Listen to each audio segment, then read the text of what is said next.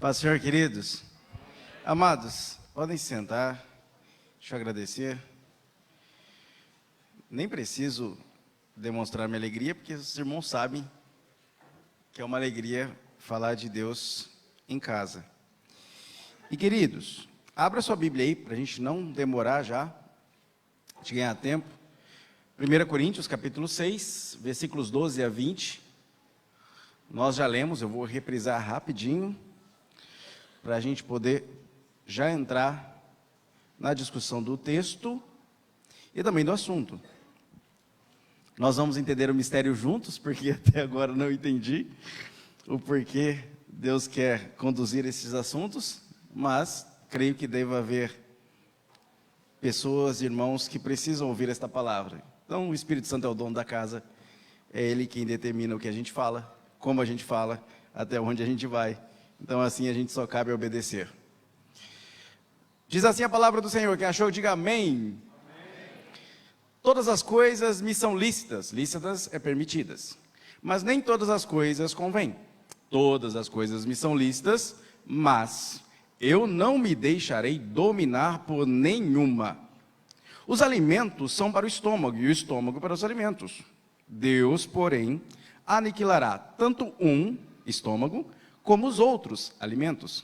Mas o corpo não é para a fornicação ou prostituição, senão para o Senhor, e o Senhor, relacionamento, para o corpo. Ora, Deus, que também ressuscitou o Senhor, nos ressuscitará a nós pelo seu poder. Não sabeis vós que os vossos corpos são membros de Cristo? Tomarei, pois, os membros de Cristo e os farei membros de uma meretriz? Não, por certo.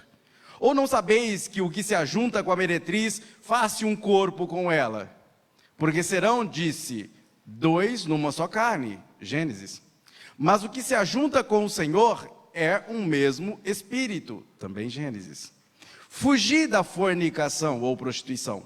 Todo o pecado que o homem comete é fora do corpo, executado. Mas o que fornica, peca contra o próprio corpo, suja seu próprio corpo. Ou não sabeis que o vosso corpo é o templo do Espírito Santo, que habita em vós, o Espírito Santo, proveniente de Deus, e que não sois de vós mesmos, você não é dono de você? Porque fostes comprado por bom preço na cruz. Glorificai, pois, o Deus no vosso corpo e no vosso espírito, os quais, tanto o corpo quanto o espírito, pertencem a Deus. Amém? Queridos, esse é o tipo de mensagem que a gente só de ler o texto já prega. Porque Paulo é bem didático aqui. Paulo é bem tranquilo aqui. Só que ele está falando e combatendo algo que infelizmente atravessou os séculos e chega no século 21. Uma preocupação que a gente tem de a igreja e o próprio cristianismo como um todo viver um período de fuga, em que a gente olha muito para cima, esquece de olhar para nós, esquece de ver quem somos em Cristo e como devemos glorificar a Cristo com todo o nosso ser. Tem gente que se reparte na hora de servir a Deus. Tem gente que acha que só tem espírito, que só tem alma. E a gente precisa resgatar uma teologia bíblica do corpo, uma visão correta acerca do que é o nosso corpo e de como glorificamos a Deus através do nosso corpo. Nós somos, como a Bíblia diz, 3 em 1. 3 em 1. Assim como Deus é Deus Pai, Deus Filho e Deus Espírito Santo, 3 em 1, Trindade, nós somos 3 em 1, porque fomos criados à imagem e semelhança de Deus. Por isso, também, assim como Deus, somos 3 em 1. Isso tem um palavrão que define isso. Tricotomia. Palavra até feia. E essa palavra significa que somos 3 corpos, 3 pedaços de um mesmo ser. Separados em uma parte material, que é tangível, que pode ser tocada, e uma parte imaterial, que não pode ser tocada, mas é percebida. A alma, sede dos sentimentos, das chamadas elucubrações. O que é isso? É a gente discutindo conosco mesmo. Já se pegou falando sozinho? Você fala assim, e você mesmo pergunta, você mesmo responde, aí você fala, eu estou ficando louco. Não. Isso é sua alma discutindo. É sua alma querendo ir para um lado e você querendo ir para o outro. E você querendo achar motivos e justificativas. Não vou pecar. Não posso pecar. Mas e se? Mas tem essa justificativa, tem essa desculpa. E aí você começa a discutir com você mesmo. Peco, não peco, peco, não peco, peco, não peco. Você tem uma série de sentimentos. Aquilo que é ferido. Aquilo que guarda mágoa. Aquilo que guarda rancor. Você tem uma alma. Uma alma que se corrompeu com o pecado, se perdeu com o pecado, precisou ser resgatada por Jesus. Glórias a Deus, fomos resgatados por Jesus. Mas você também tem um espírito que se comunica diretamente com Deus. É Ele que acende o fogo do seu coração quando você dobra o joelho. Por isso somos imagem e semelhança do Senhor até nisso. E fomos criados para ser este conjunto perfeito e harmônico que glorifica a Deus em corpo, alma e espírito, parte material e parte imaterial. O problema, meus irmãos, é que em Adão nós pecamos. E quando caímos por completo. Isso se chama a doutrina da depravação total. Nós caímos por completo. Caímos em corpo, alma e espírito. Adão teve que trabalhar, Eva teve dores de parto. Começamos a envelhecer. Começou a surgir dor nas costas e eu nem completei 40 anos de idade. Tudo isso por causa do pecado. A queda também corrompeu a nossa mente. Atingiu não só o nosso corpo, mas a nossa mente também. Adão, meus irmãos, era o cara mais inteligente do universo. Deus conduziu os animais e disse, Adão, você vai nomeá-los. Adão olha para a vaca e fala, você tem cara de vaca. Adão olha para o guaxinim e fala, guaxinim é um bom nome para você. É claro que ele não usou o português. Mas a Adão foi dada em Gênesis a missão de nomear os animais, a ser o gerente de tudo aquilo que Deus criou, porque Deus o fez perfeito. Que cérebro é esse? Que guarda milhões de nomes, que formula milhões de nomes, que orienta e cuida de toda a criação como alguém que cuida de um jardim. E Eva então, que mulherão, formado da costela de Adão, fez Adão virar poeta na primeira vez que a viu. Você vai ser chamada varoa. Você é osso dos ossos, carne da minha carne. Imagina o olho brilhando. Porque fomos criados em perfeição. Mas aí vem o pecado e tira isso de nós. E a nossa capacidade de encontrar Deus na viração do dia se perde. E a nossa mente também se perde. A gente não consegue mais alcançar Deus com raciocínio. Por isso que não adianta você decorar a Bíblia de Gênesis a Apocalipse e dizer, eu não creio na Bíblia porque ela foi escrita por homens, ou porque é algo irracional. A Bíblia não é para ser racional, o seu culto é. Mas a Bíblia não foi feita para ser racional, racionalizada. Porque a nossa mente não alcança Deus. Tudo que está na Bíblia é aquilo que Deus revelou para nós. Não é a totalidade dele, é só uma parte. É por isso que nós precisamos sentir, tocar, falar, conversar com Deus. A oração é isso. É esse momento em que, pela palavra, nós vemos um Deus que se revela, que abre uma porta e diz, vem cá conversar comigo, dobra o joelho aí que a gente vai conversar. E não é só você que fala, eu também tenho para te responder. Gente, quando a gente fala com Deus e não espera Deus responder, isso não é oração. Isso é reza. Oração é quando a gente dobra o joelho, fala com Deus e Ele responde ao nosso coração. E Deus sabe falar muito bem. É a gente que não sabe ouvir. E Deus preparou tudo para nós. A queda trouxe um efeito que um certo pastor, Jonas Madureira, no seu livro Inteligência Humilhada, ele chama de efeito noético, e não tem nada a ver com Noé. Vem de nous, mente no grego. Efeito noético é a incapacidade do ser humano de alcançar Deus pela própria mente. De perceber que ele não tem condições de, apenas examinando a natureza, ou até mesmo examinando a Bíblia, encontrar Deus. É preciso que Deus se revele para que seja alcançado. É por isso que o salmista diz que é Deus que estende a mão para tirar aquele que está... A humanidade que perdeu a sua capacidade de chegar até Deus, começa a supervalorizar a sua mente, para tentar dizer que Deus não existe, porque um dos maiores efeitos da queda foi negar a presença e a influência de Deus na nossa vida. E então os homens começam a criar teorias. Um exemplo claro é a chamada teoria da evolução, Charles Darwin. O próprio Darwin era um religioso, mas também um cientista. Ele, se baseando em uma outra teoria de Lamarck, teoria da adaptação, ele começa a acreditar que pode surgir novas espécies e que o ser humano participa de uma evolução, de uma seleção natural. Seus filhos estão aprendendo isso na escola. Só que seus filhos não estão aprendendo como teoria. Seus filhos estão aprendendo como lei. Mas a teoria da evolução ainda é teoria. Por quê? Porque não é comprovada. Aí surge, então, uma outra teoria, que quando foi sequer mencionada no Brasil, virou uma briga enorme. USP, Unicamp, Unesp, a maioria das universidades gritou contra.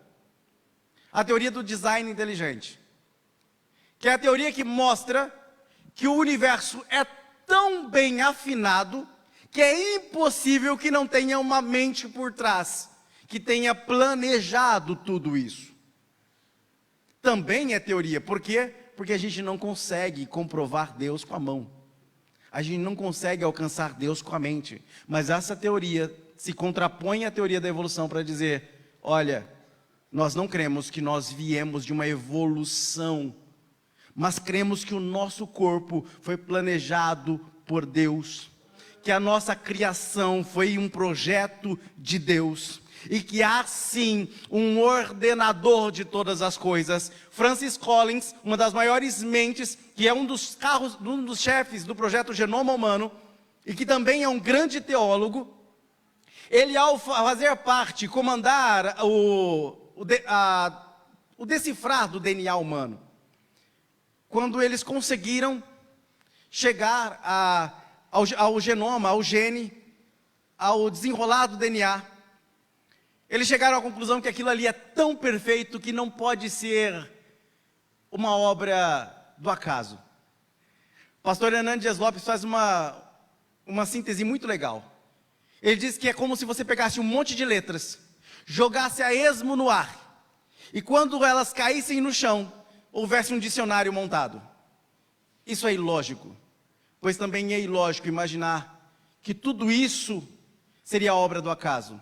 Nós somos um projeto de Deus, isso é fato. Quem contradiz essa ideia de que nós somos criados por Deus, portanto, ainda está sob essa influência de uma mente que se corrompeu com o pecado, e que ainda tenta alcançar Deus, sem entender que é Deus quem se revela, que não pode ser alcançado pelo esforço humano. E aí, nós entramos em uma briga de Paulo. Paulo está tratando aqui na igreja de Corinto, contra pessoas que menosprezavam o corpo. Quando você lê em 1 Coríntios 6, Paulo está discutindo com os coríntios uma teoria que existia naquela época e que foi modificando e chegando até o dia de hoje, chamada platonismo. No cristianismo ela foi introduzida por um teólogo chamado Santo Agostinho.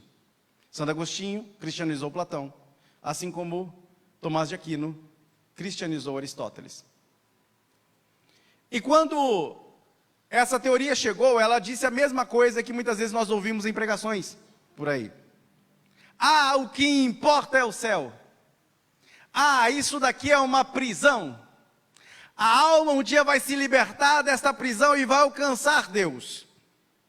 E aí você sente pela emoção um desejo, é verdade. A carne me prende. A carne é má. A carne me destrói. O que importa é o meu espírito. A carne eu não preciso me importar com ela. E aí você entende o termo carne errado. E ao invés de aprender sobre Cristo, aprende sobre Platão. Porque isto é um pensamento platônico. Platão é quem ensinou que a carne é uma prisão. E que é a prisão da alma. Portanto, o corpo não vale a pena. O que vale a pena é o espírito. Não é Cristo, é Platão. Paulo, quando está tratando isso com os coríntios, exatamente está combatendo o platonismo. Ele está exatamente conhecedor de todas as teorias gregas. Paulo vai exatamente combater o platonismo, dizendo, não, o Deus que nós servimos não é o Deus só dos espíritos. Ele também é o Deus da alma e também é o Deus do corpo. Você tem que glorificar a Deus também com o seu corpo. A igreja de Corinto era uma igreja abençoada com dons espirituais, mas extremamente promíscua. Ela refletia a cidade de Corinto. A cidade de Corinto tinha muitos templos, quase um por esquina. Haviam dentro desses templos as chamadas vestais, que eram prostitutas rituais. Homens, mulheres, jovens entravam dentro daqueles templos e se prostituíam como um oferecimento de culto aos deuses gregos.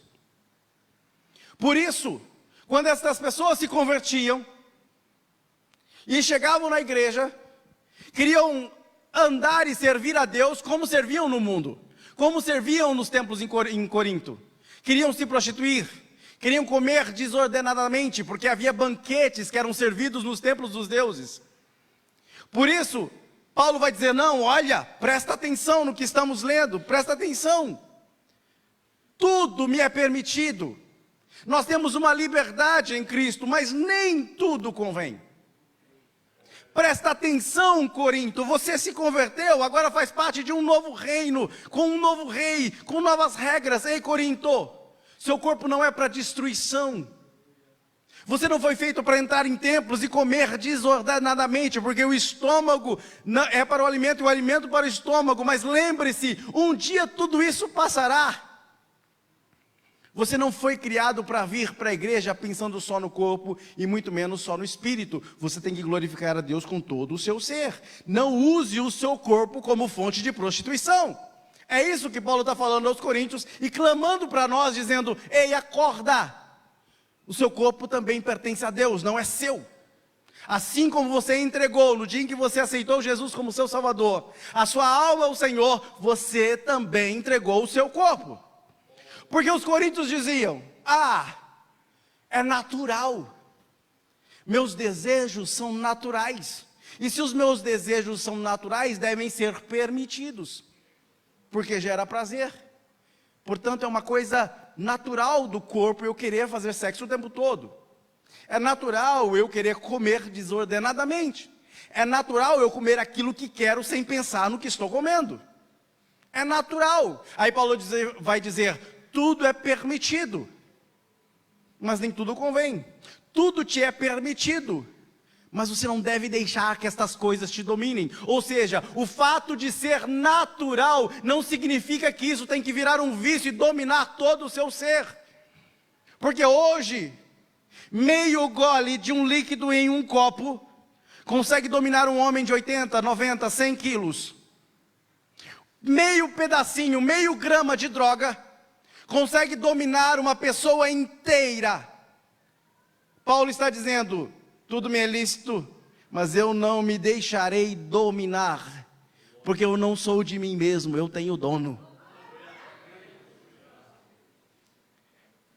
Muita gente chega para mim e diz, irmão Júnior, ou pior, Nem é irmão Júnior, nem crente que me pergunta isso. Pessoas não cristãs. Júnior, você pode beber? Nossa, quantas vezes eu ouvi isso? Quantas vezes? No serviço, em todos os lugares. Você pode beber? Você bebe? Ou a sua religião não permite? Para minha religião permite tudo, rapaz. Se há um lugar em que há liberdade, é onde há o Espírito de Deus. Minha religião permite tudo. Então você pode beber? Claro que posso. Você pode fumar? É claro que posso. E por que você não faz? Porque isso ofende o meu Senhor. E eu amo o meu Senhor. Isso destrói o templo do meu Senhor, que é o meu corpo. Portanto, eu não permitirei que nada destrua o templo do meu Senhor. Mas, irmão Júnior, lá vem alguém na internet que esteja nos ouvindo agora, vai estar digitando aí.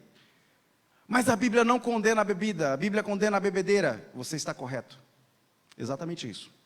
A Bíblia não condena a bebida, a Bíblia condena a bebedeira, correto. Só que para aquele que foi escravo do álcool, um gole, um cheiro, uma pequena gota, pode ser uma corrente que escraviza por toda a vida. Como é que eu doso isso? Qual é a dose mínima que eu posso permitir na igreja? Que não escravize ninguém, sendo que pode ter alguém que com uma gota se escraviza pela vida inteira. Como eu posso ser responsável por isso? Então, quando eu digo, você pode beber? Pode. Você pode beber e ser crente? Não. Mas a Bíblia não condena. Mas o seu irmão do lado pode ser escravizado por uma coisa que você faz. Tudo me é lícito, mas nem tudo me convém. Portanto, você é proibido de beber? Sim. Você é assembleiano? Você está nessa igreja? Você é proibido? Sim. E se eu fizer, vou estar contrariando a Bíblia? Não. Vou estar pecando? Vou. Por quê? Rebeldia. Sua consciência vai dizer, estou fazendo errado. E aquele que peca contra o corpo, ainda que fora do corpo, é condenado. Por isso, cuidado. Cuidado com as suas permissões. Cuidado com as suas interpretações. Você não se pertence. Seu corpo é propriedade exclusiva do Senhor. Verso 15. Não sabeis vós que os vossos corpos são membros de Cristo? Você vai tornar o membro de Cristo como um meio de prostituição. E aí você está entendendo, né? Ah, posso fazer sexo antes do casamento? Você vai tornar o membro de Cristo membro de prostituição? Um dia um líder de jovens, quando eu era bem adolescente, reuniu a gente, pegou um tomate, colocou bem bonito, pensa aquele tomate bonitão, pele brilhando, colocou na mão do primeiro jovem e disse, olha que tomate bonito, acaricia, vê que legal, passa para o próximo, acaricia, vê como está legal, olha que bonito, não dá vontade de cortar, já preparar o salzinho, limão, passa para o próximo, passa para o próximo, passa para o próximo. Nós estávamos em 20 e poucos jovens.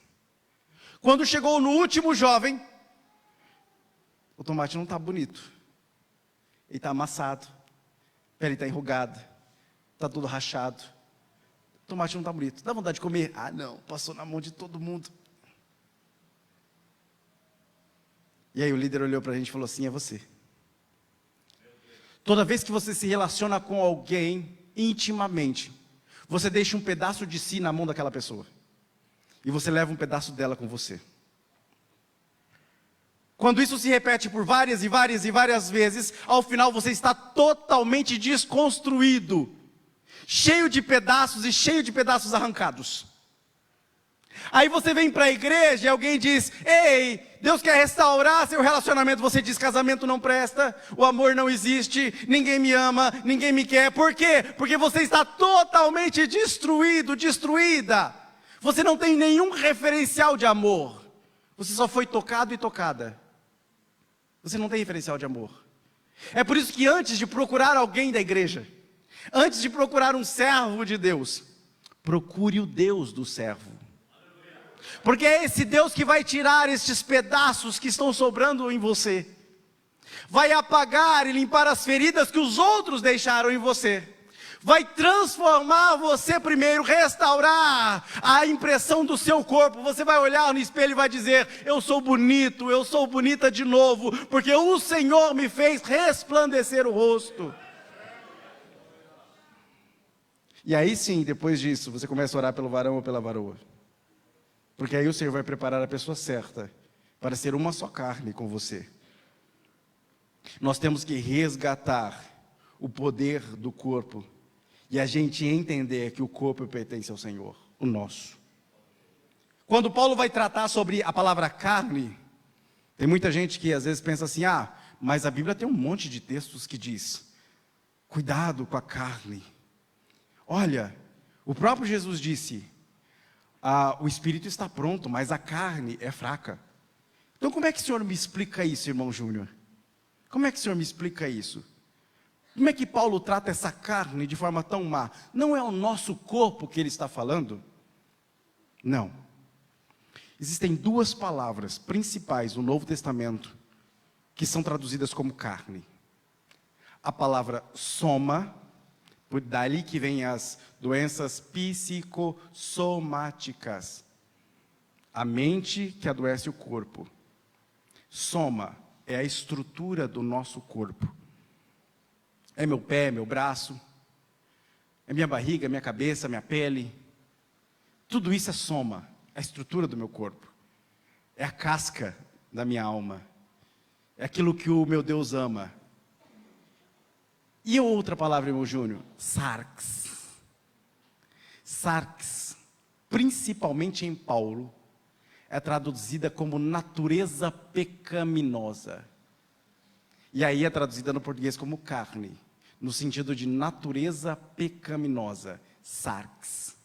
É isso que Paulo fala, quando em Romanos ele diz, Romanos 7,14, eu sou carnal, ego de sarki vos eimi.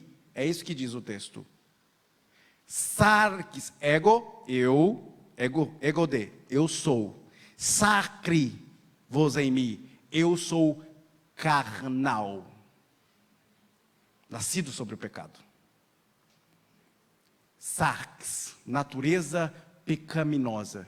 E essa natureza pecaminosa, traduzida como carne, é que temos que combater e que o Espírito combate. É esse o lobo que tenta o tempo todo dominar a briga. Já contei para vocês a história dos dois lobos, né? É mais antiga que Jesus, é de Confúcio, um sábio chinês. Confúcio está ensinando os seus discípulos, e os discípulos dizem, mestre, o que é a vida? Confúcio diz, a vida é uma luta entre dois lobos. Um luta contra o outro, o tempo todo, todo dia. Mestre, quem vence essa luta? Essa luta vence quem você alimenta mais. Um lobo é o espírito, o outro é a carne. Que lobo você alimenta? Que lobo você dá de comer? Quando Moisés chega para Josué e diz, filho, você precisa vencer. Sabe como é que vai vencer? Você vai alimentar um lobo todo dia. Você vai pegar esta palavra e vai tê-la diante de você todos os dias, Josué. Josué capítulo 1. Todos os dias você não vai se apartar desta palavra. E mais do que isso, ensina os teus filhos a não se apartarem desta palavra. Ensina os teus filhos a colocarem ela na testa. Ensina os teus filhos a escreverem ela na mão. Ensina os teus filhos a andarem com ela. Ensina os teus filhos a comerem esta palavra. Porque é esta palavra que alimenta o lobo do espírito e não deixa que o lobo da carne domine. É disso que Paulo está falando quando vai falar aos coríntios. Cuidado, coríntios. Parem de supervalorizar o espírito e esquecer que o que vocês têm que combater é uma natureza que sempre vai inclinar para o pecado. Mas você foi chamado não para se inclinar para este pecado e pecar com seu corpo, com sua alma e com seu espírito. Você foi chamado para com o corpo, com a alma e com o espírito adorar e glorificar ao Senhor. Nós fomos feitos exatamente para isso.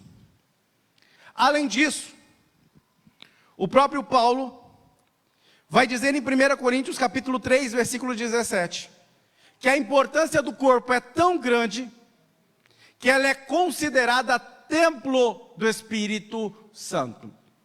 Templo, o lugar onde o Espírito Santo habita.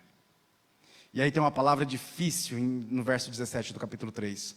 Se alguma pessoa destruir o santuário de Deus, este Deus o destruirá. Pois o santuário de Deus, que sois vós, é sagrado. Ele não está falando de ameaça externa não, irmão. Ele não está falando de ameaça externa não. Ele está falando da ameaça interna. Ele está falando de você. Adora comer gordura? Adora comer fast food? Não está ligando para exercício. Muito menos para dieta. Ah, Jesus vai voltar logo mesmo, então vou comer tudo que tem pela frente. Jesus vai voltar logo cedo, já vou construir a rede em casa. Vou esperar. Espero no Senhor. O que está fazendo, irmão? Vamos caminhar? Não, estou esperando no Senhor. Estou esperando Jesus voltar. Enquanto isso, a gente vai vivendo. Aí o jovem diz, eu tenho que aproveitar a vida. Está curta a minha vida, eu tenho que fazer de tudo. Eu tenho que aproveitar tudo. Eu tenho que aproveitar cada minuto. E aí ele se destrói os melhores anos da vida. A força muscular mais intensa. A força pulmonar mais intensa.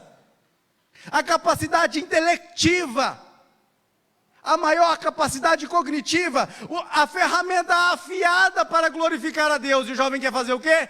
Destruir o seu próprio corpo no mundo. E aí 1 Coríntios 3,17 pesa sobre ele. Quem destruir o santuário de Deus, Deus o destruirá. Porque, capítulo 6, versículos 15 a 18 já diz, porque este corpo que você tem, bate no peito assim, ó, bate no peito, vai. Toca, se toca, se toca. Este corpo que você tem foi comprado com alto preço. Este corpo que você tem custou o sangue de Cristo na cruz. Portanto, não diga que você é feio, não diga que você é desajeitado. Tem alguém que valorizou tanto o que você tem, que morreu por você na cruz. O propósito do corpo em todo o tempo é ser usado como instrumento de glorificação do Deus que criou este corpo.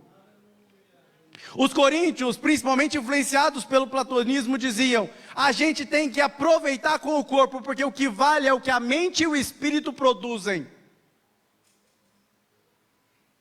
O que importa é alcançar a sabedoria divina. O corpo de nada aproveita. Paulo vai chegar a comentar sobre isso. Mas ele diz que o nosso corpo deve ser objeto entregue a Deus como um sacrifício vivo, pronto para ser usado por este Deus. O diabo então tem tentado de todas as formas desvirtuar esse entendimento. E aí ele começa com o hedonismo, dizendo, se te faz bem, está certo. Vai, aproveita. Se te dá alegria, está certo, vai e aproveita. Ou então ele começa a exaltar o corpo acima de qualquer outro. Acima da alma e acima do espírito. E aí as pessoas começam a ter o corpo como objeto de adoração. Aí chega aquele irmão todo bombadão, bonitão. Aí você fala, irmão, você é contra a academia? Muito pelo contrário, meu irmão. Claro que não. Mas os gregos tinham um defeito muito grave. Eles cultuavam a beleza do corpo acima de todas as coisas. Sabe qual é o maior problema dos tempos de Paulo? E que também é o nosso maior problema? Falta de equilíbrio. Tem gente que diz, eu tenho que andar na graça, eu tenho que andar na graça, eu tenho que andar na graça. E não quer saber da igreja, não quer saber de conhecimento, não quer saber de Bíblia, não quer saber de nada. Aí anda manco. Aí tem outro que diz, eu tenho que conhecer, eu tenho que ler, eu tenho que estudar, eu tenho que saber grego, eu tenho que saber hebraico, eu tenho que decorar o aramaico, eu tenho que fazer isso, eu tenho que fazer aquilo, eu tenho que conseguir isso, eu tenho que conseguir aquilo. Aí não vai buscar a Deus, não vai orar, não vai jejuar, não vai clamar ao Senhor, não fala língua estranha, não vai batizar com o Espírito Santo, não clama a Deus todos os dias. Aí anda manco também, porque só anda com a cabeça desse tamanho, não tem nada no coração. O maior pecado desse tempo, assim como era do de Paulo, é a falta de equilíbrio. Assim como você tem uma perna esquerda e uma perna direita que tem que estar juntas no chão para te dar equilíbrio, você precisa ter graça e precisa ter conhecimento. Assim como você deve valorizar a sua alma e o seu espírito, a parte imaterial do seu ser, buscando a Deus, construindo a sua capacidade cognitiva, estudando, melhorando, desenvolvendo, você também precisa exercitar o seu corpo, adorar a Deus, estar pronto. Sabe por quê, meu irmão? Porque um corpo destruído, um corpo sofrido, não aguentará jejuar, não aguentará orar por mais de 1 hora. Joelho vai doer, costa vai doer, músculos vão doer, tudo vai travar. Sabe por quê? Porque não está cuidando do corpo. Precisa de equilíbrio. A gente precisa de equilíbrio. A gente sofre por falta de equilíbrio. A gente sofre por falta de equilíbrio.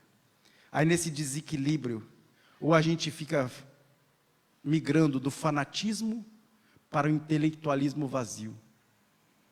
O culto de ensino para o fanático é uma perda de tempo. Eu quero é dançar no espírito. O culto avivado para o intelectual é uma chatice. Por que eles precisam fazer isso? Precisa gritar tanto? Deus é surdo? Mas aquele que tem equilíbrio, meu irmão, ele olha a palavra, só de ler enche o coração. Aí ele não consegue ficar parado, porque enche o coração, enche a mente, completa o ser e diz, Senhor, eu preciso erguer a mão e te louvar. Senhor, as lágrimas não conseguem parar de sair dos meus olhos, porque eu entendi na palavra que tu me amas, eu entendi na palavra que tu me queres, eu entendi na palavra que todo o meu ser deve te glorificar. Portanto, eu preciso gritar, eu preciso louvar, eu preciso dizer aleluia. E assim eu junto as duas coisas.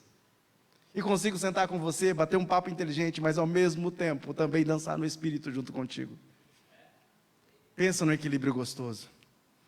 Pensa numa coisa boa. Porque isso te deixa humilde. Isso não deixa que o teu nariz erga e diga, eu sei mais que você, eu posso mais que você não sabe nada, você é só um pobre. Quando eu sou sujeito ao Senhor, é o Espírito dele que diz, você é pecador tanto quanto qualquer um outro, você precisa se sujeitar debaixo da minha mão como qualquer um outro, você precisa da minha misericórdia como qualquer um outro, assim como a Márcia pregou aqui, a minha misericórdia se renova sobre você, assim como se renova qualquer outro. Você também é dependente de mim como qualquer outro. E aí a gente não entra dentro do narcisismo.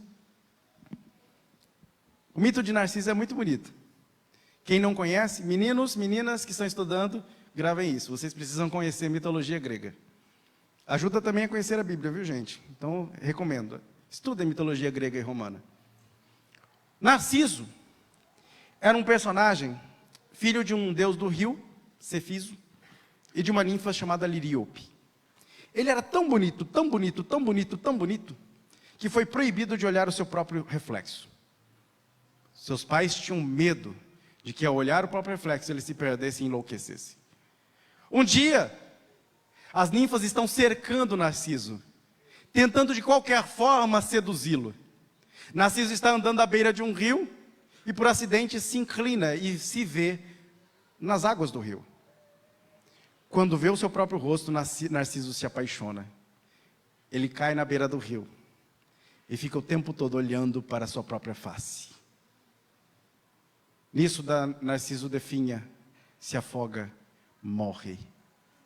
Uma das ninfas, chamada Eco, que era a mais apaixonada por Narciso, começa a chorar pelas montanhas. E aí surge o mito de Eco. Você vai para algum lugar, dá um grito, você ouve as últimas partes da sua voz ecoarem, ecoarem, ecoarem.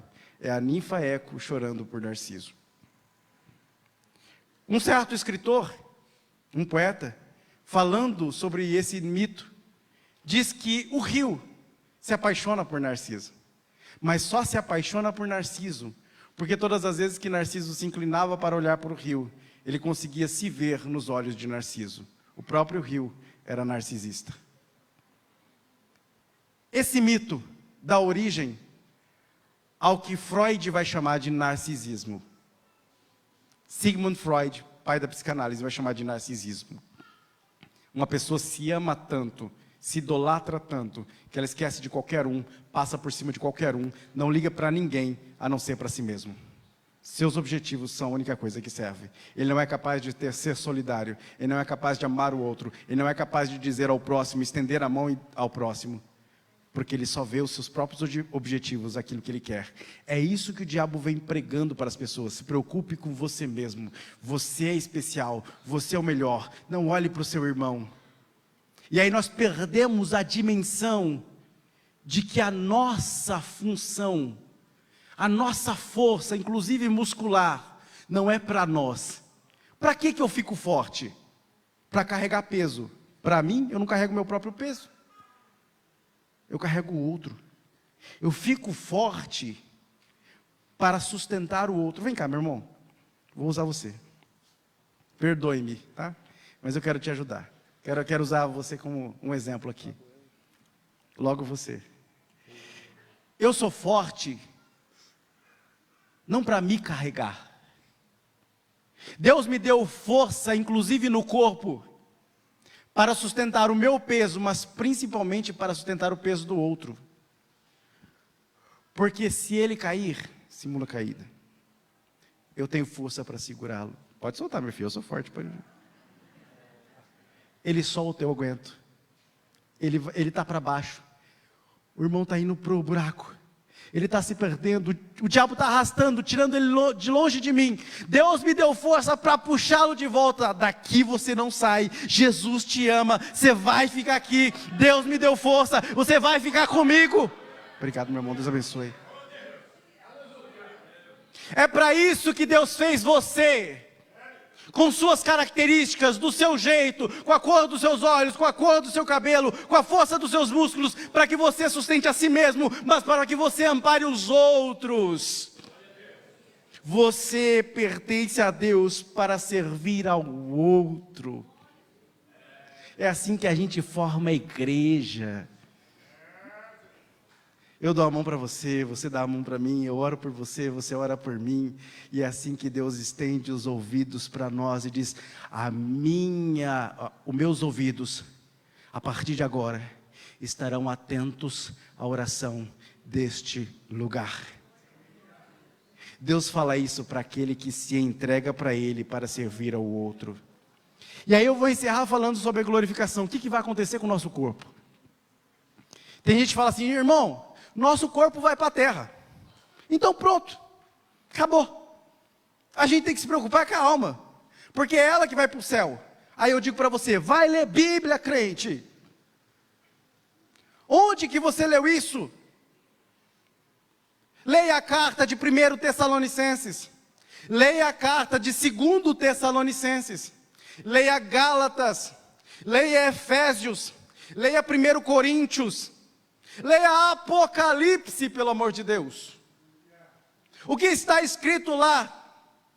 Vou começar com 1 Tessalonicenses. 1 Tessalonicenses 4:15. Dizemos-nos, pois, isto pela palavra do Senhor, que nós, os que ficarmos vivos para a vinda do Senhor, não precederemos os que dormem os mortos. E os que dormem não no sentido de dormir mesmo, sono. Já eu falo isso.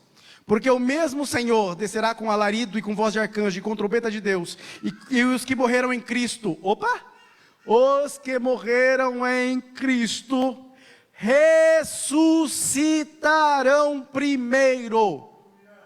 Espera aí, mas a alma não já está lá?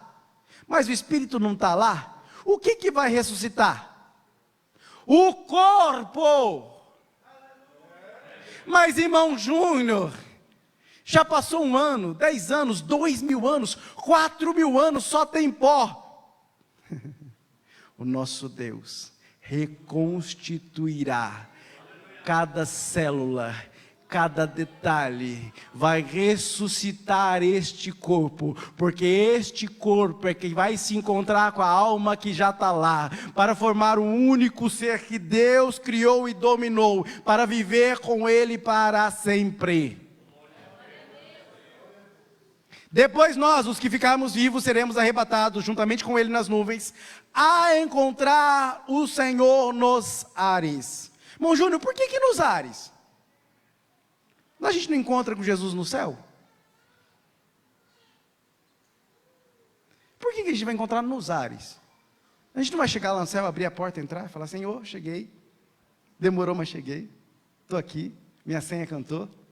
Por que a gente vai se encontrar com o Senhor nos ares? Porque a porta do céu não abre para você.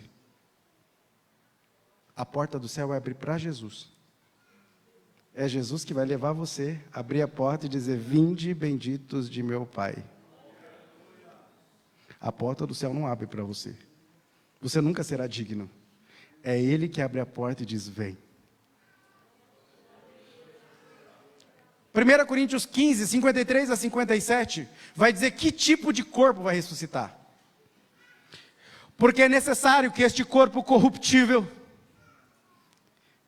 que é carne, que se corrompe, que apodrece, que tem dores, que inflama, este corpo que é corruptível se revista de incorruptibilidade, o que é mortal se revista de imortalidade, e quando este corpo corruptível se revestir de incorruptibilidade, o que é mortal se revestir da imortalidade, olha isso, então, só depois disso, se cumprirá a palavra que está escrita. E o que está escrita? Tragada foi a morte pela vitória. Onde está, ó morte, a tua vitória? Onde está, ó morte, o teu aguilhão? O aguilhão da morte é o pecado, e a força do pecado é a lei. Graças a Deus que nos dá a vitória por intermédio de nosso Senhor Jesus Cristo. O que ele está dizendo, irmão Júnior? Ele está dizendo o seguinte: a carne e o sangue, como diz 1 Coríntios 15, 50, não entram no céu. Essa carne, esse sangue não vai entrar lá. Por isso o Senhor planejou uma nova carne, um novo corpo que é incorruptível, um novo corpo que é imortal, que não se sujeita à dor, que não tem pranto, que não morre, para que possa entrar juntamente com a alma no céu. E é essa ressurreição que cumpre a promessa. É essa ressurreição que cumpre a promessa. Por quê? Vocês já viram aquele texto que Paulo diz que Jesus é o primeiro dentre muitos irmãos? Foi a ressurreição de Cristo em corpo. 1ª, 2ª e 3ª epístola de João vai exatamente brigar contra isso. Aqueles que diziam que Jesus não tinha corpo físico. Os gnósticos. Paulo vai dizer: a ressurreição do corpo de Cristo é a garantia de que nós também ressuscitaremos em corpo. Porque quando tentaram duvidar dele, Jesus chegou diante dos discípulos, estendeu a mão e disse: vai Tomé, toca aqui, ó. Eu estou vivo. Eu não sou um fantasma, eu estou vivo. Vem cá, eu vou comer com vocês, eu vou participar da ceia, eu vou assar peixe, eu vou comer pão, para mostrar para vocês que o meu corpo é real, para garantir para vocês que é apenas uma amostra de uma nova humanidade que eu estou criando. E vocês farão parte através da ressurreição. Nessa hora a morte não mais vai dominar ninguém. É isso que Paulo está falando, meus irmãos. Ou seja, o seu corpo não é imprestável, ele vai ressuscitar. E aí eu respondo uma pergunta de uma irmã que me fez: irmão Júnior, eu vou reconhecer o pessoal lá? Oxe, você vai estar com que corpo? O seu. Então vou poder cantar? Lá verei Abraão e serei seu irmão. Lá verei Isaque, Jacó. Lá verei. Eu vou ver. A minha mente não vai mais estar dominada pelo pecado, então eu vou voltar a ter a capacidade cognitiva de Adão. Vou olhar de longe para Abraão, depois de mais de 4.000 anos, 5.000 anos, 6.000 anos, e vou dizer: tu é Abraão, rapaz, vem cá que nós precisamos conversar. Tu é Moisés, vem cá Moisés, espera aí que eu preciso saber como é que foi aquele negócio do mar abrir. Meu Júnior, eu vou ver meu avô, eu vou ver minha avó. Vai, meu filho, vai, claro que vai. Eu vou chorar, vou me emocionar, vou abraçar, não. Você vai vê-lo como irmão, como irmã, que também um dia foi redimido por um sangue carmesim, igual você foi redimido. Você vai pegar na mão daquela mãe que servia ao Senhor, orava por você, e vai dizer: você era minha mãe lá, aqui é minha irmã, nós vencemos, nós vencemos.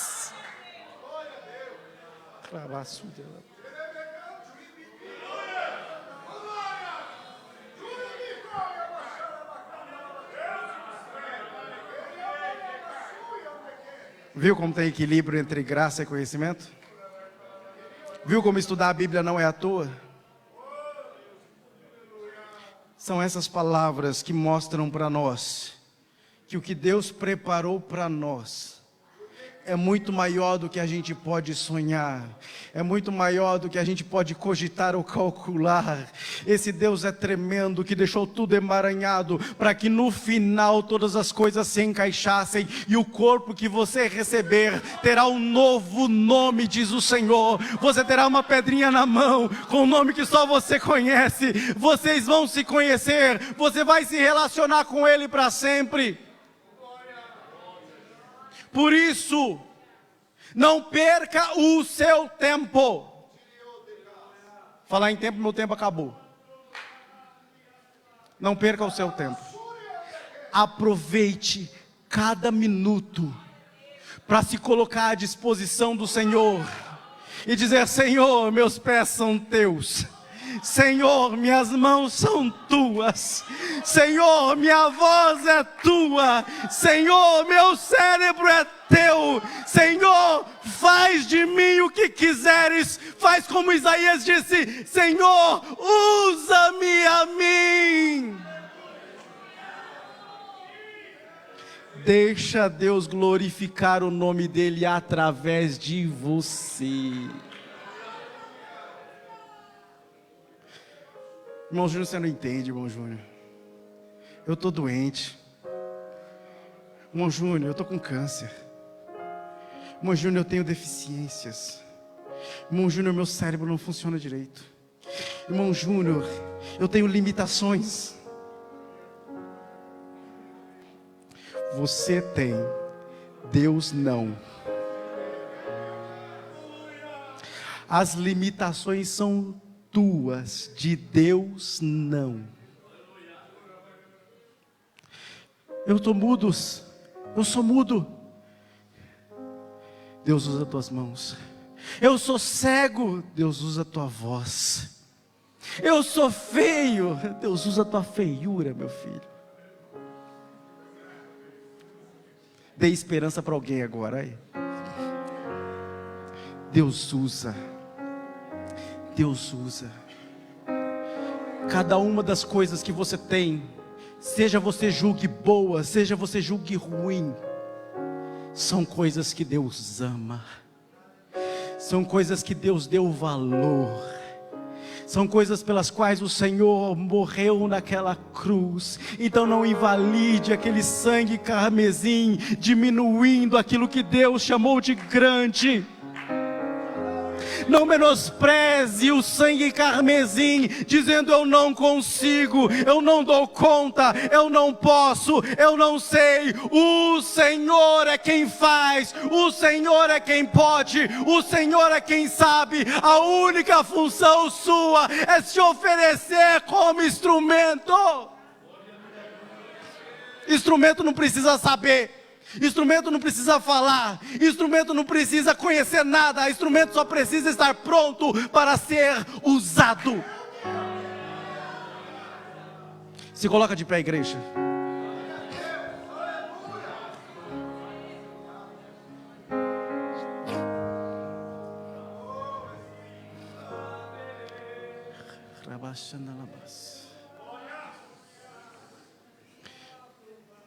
Coloca a mão no seu coração.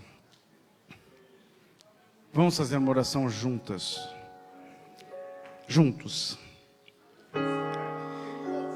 Existe uma coisa chamada proclamação. Proclamação é quando a gente declara em conjunto uma determinada coisa. Em Israel, durante toda a história do povo, houve diversas vezes em que eles fizeram proclamações. É um juramento coletivo. E agora eu quero fazer uma proclamação aqui, ato profético. A proclamação vai ser quando eu contar 1, 2, 3. Você vai dizer para Deus, mas também para todos nós ouvirmos: o meu corpo é do Senhor. É preciso que você diga, para que você tenha plena certeza de que o que quer que seja que esteja tentando te dominar, não te domina mais. Você está dizendo: o meu corpo pertence ao Senhor. Você vai proclamar comigo. A frase é essa: o meu corpo pertence ao Senhor. Abra todo o seu pulmão agora para dizer isso. 1, 2, 3. O meu corpo é do Senhor. Aleluia. Pegou essa verdade? Pegou a chave? Você pertence a Deus. Você tem dono. Vamos orar agora. Senhor nosso Deus, nós te louvamos pela tua presença neste lugar. Te glorificamos, Senhor, porque aqui estão várias pessoas que entregaram, Senhor, não só a sua alma a Ti no dia em que ergueram as mãos na Tua direção, dizendo: Senhor, eu quero Te aceitar como meu Senhor e Salvador. Essas pessoas também dizem: Senhor, o meu corpo inteiro pertence a Ti. Senhor, eu quero, Senhor Jesus, naquele grande dia, ter o meu corpo ressuscitado também. Eu quero também não olhar para a morte, para a dor, para a tristeza, sabendo que o Senhor preparou tudo para nós. Senhor, abre as portas do céu para os Teus filhos, dá a eles a experimentação da Tua graça, ainda em vida, ainda em corpo. Ajuda o Senhor a preservar corpo, alma e espírito para Ti, que tudo em nós glorifique o Teu santo nome. Nós te pedimos, Senhor, nesta hora, ajuda os Teus filhos, derrama do Teu bálsamo, o bálsamo do Teu Espírito, para também agir sobre o corpo, cura as doenças, libera, Senhor Jesus, aquele bálsamo restaurador, limpa, purifica, Senhor, abençoa, é o que nós te pedimos, no nome do Senhor Jesus, crendo na vitória, te agradecemos. Amém, Jesus. Que Deus abençoe, meus irmãos.